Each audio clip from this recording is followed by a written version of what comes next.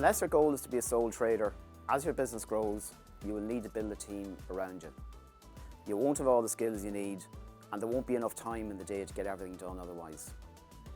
In the early stages of your business, you may not need or be able to afford to bring team members on board. However, it makes good sense to consider your team needs early as part of your overall business planning.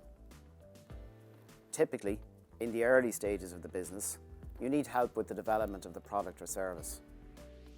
As you get ready to launch, you may need additional support for marketing, sales, supply chain management, or customer support. To find the right people for these roles, you need to write up a job description and a person specification which will help guide you in the recruitment of the best candidates. And finding them can also take a long time. They will also have to be paid, so you need to build that into your financial projections to make sure that the business is viable with the size of the team needed to run it.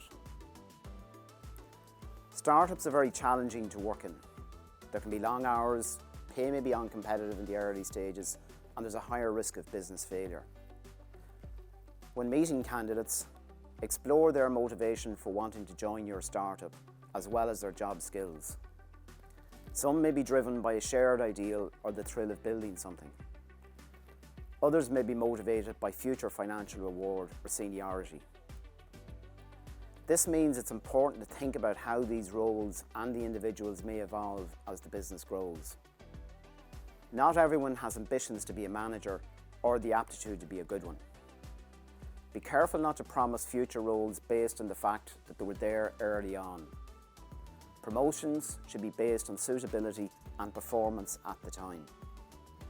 This may result in losing people at a later stage, but it's usually better than having a senior person underperforming in the role.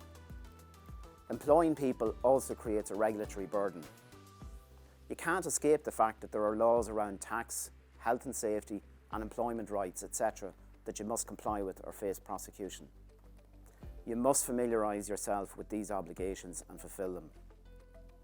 This includes giving employees contracts and payslips.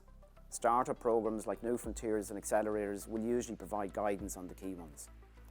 Outsourcing some of the roles can offset some of these problems and provide flexibility, but will require well thought out service and delivery agreements and will be expensive.